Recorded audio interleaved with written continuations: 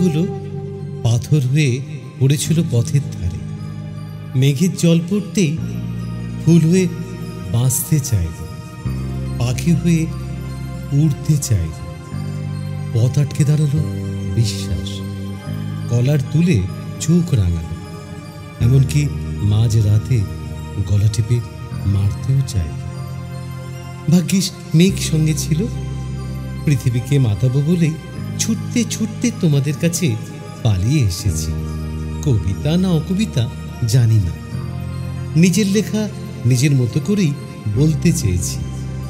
চরিত্রগুলো কারোর সঙ্গে মিলে গেলে মোটেই অবাক হব না। ফেলো কুড়ি মাখো তেলের দুনিয়া, সে হবে আমার করে পাওয়া 14।